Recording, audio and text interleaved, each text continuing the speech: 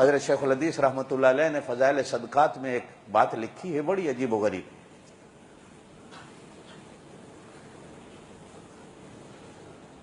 کہ ایک بزرگ قبرستان کے قریب سے گزرے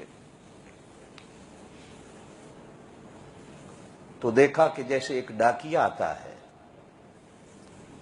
ایک تھیلا بھرا ڈاک کا لایا قبرستان میں، تو قبروں سے اٹھ کر اس قبرستان میں جتنے تھے وہ ڈاکیے کی طرف بھاگے،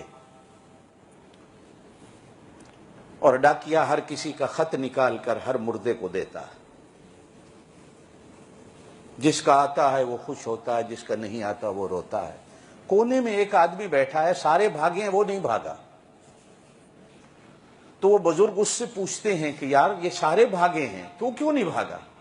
وہ کہتا ہے ان کو لینے دو جو کچھ لینا ہے، مجھے کوئی ضرورت نہیں۔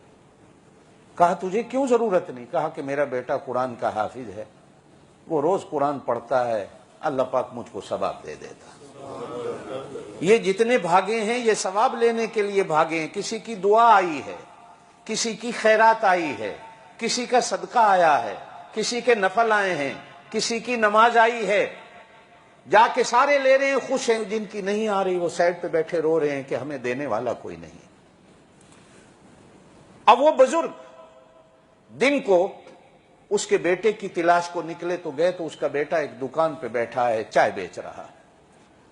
لینے والے آتے ہیں، چائے بنا کے دے دیتا ہے، جب کوئی گاہک نہیں ہوتا تو قرآن پڑھتا ہے، قرآن پڑھ کے کہتا ہے اللہ میرے ابے کی روح کو اس کا ثواب دے دے۔ تھوڑے دنوں کے بعد پھر بزرگ اس قبرستان کے قریب سے گزرے تو پھر وہ ڈاکیا تھیلا لایا، تو وہ آدمی بھی جو پہلے نہیں بھاگا تھا بھاگ کے جاتا۔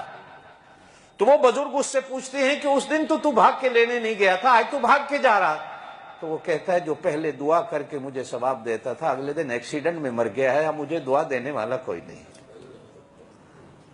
اب میں بھاگتا ہوں کہ شاید کسی نے مجھے دعا دی ہو، میں لے آؤں۔ چوتھے سپارے میں اللہ قرآن میں فرماتے فرحین بما آتاہم اللہ من فضلہ، جن کا پیچھے سے کوئی خط آیا ہوتا ہے وہ پڑھ کے خوش ہوتے ہیں، ایک دوسرے کو دکھاتے ہیں دیکھو ہمارے گھر سے ہمارے لیے دعا آئی ہے، دیکھو ہمارے لیے کچھ آیا ہے، میں کتنا قسمت والا ہوں کہ مجھے کوئی یاد کرنے والا ہے، مجھے کوئی دعا دینے والا ہے۔ میرے دوستو، جو میں بات کر رہا تھا، کوشش کیا کرو اولاد ایسی چھوڑ کے مرو جو تمہیں دعا دینے والی ہے۔